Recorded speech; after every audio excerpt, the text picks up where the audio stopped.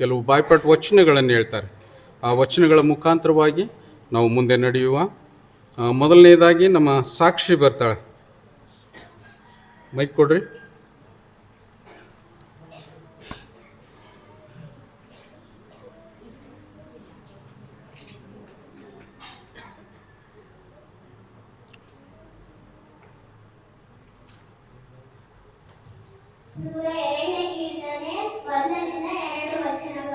ಯೆಹೋವನೇ, ನನ್ನ ಪ್ರಾರ್ಥನೆಯನ್ನು ಕೇಳು, ನನ್ನ ಕೂಗು ನಿನಗೆ ಮುಟ್ಟಲಿ. ನನ್ನ ಕಷ್ಟದಲ್ಲಿ ವಿಮುಖನಾಗಬೇಡ, ನನ್ನ ಮೊರೆಗೆ ಕಿವಿಗೊಡು. ನಾನು ಕೂಗಿಕೊಳ್ಳುವ ದಿನದಲ್ಲೇ ಬೇಗನೆ ಸದುತ್ತರವನ್ನು ದಯಪಾಲಿಸು. ಭಾಳ ಸ್ಪಷ್ಟವಾಗಿತ್ತು, ಎಲ್ಲರಿಗೆ ಮನಮುಟ್ಟುವಂಥ ರೀತಿಯಿಂದ ಇತ್ತು, ಹೌದಲ್ಲ?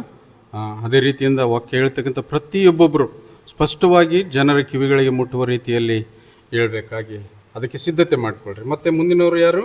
ದೀಕ್ಷಿತ. ಈ ದೀಕ್ಷಿತ ನಮ್ಮೂರು ಹುಡುಗಿ ಅಲ್ಲಲ್ಲ? ಹೌದು. ಹಾಂ,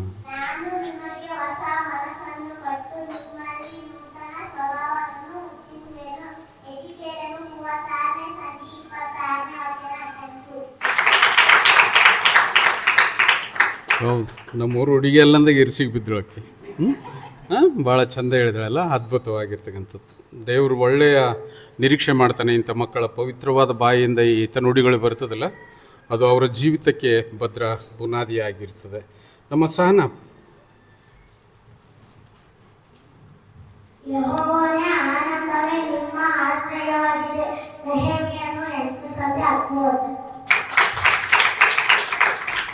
ಇವರೆಲ್ಲ ಕಾಂಪಿಟೇಟರ್ಸ್ ಆರ ಇವರು, ಒಬ್ರಿಗಿಂತ ಒಬ್ಬರು.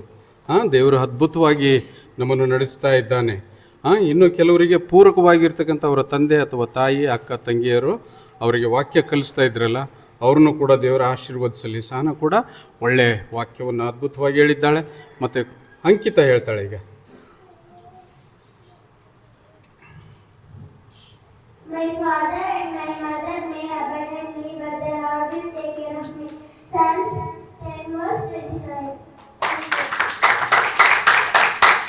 ಹೌದಪ್ಪ, ಭಾಳ ಅದ್ಭುತ. ಈ ಸಲ ಈ ವಾರ ಏನೋ ಅಷ್ಟು ಚೆನ್ನಾಗಿ ಕಾಣಿಸ್ತದೆ ನನಗೆಲ್ಲ.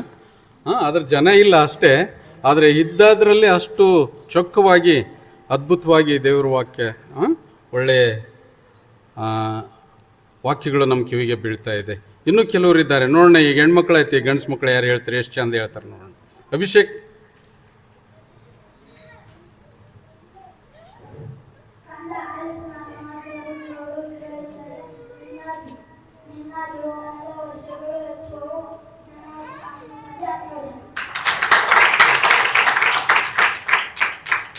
ನೀನು ಇಂಗ್ಲೀಷ್ ಮೀಡಿಯಮ್ ಅಲ್ಲ? ಹೌದೌದು, ಕನ್ನಡ ಬೆಸ್ಟ್. ಅವಿನಾಶ್ ಬಾಪ.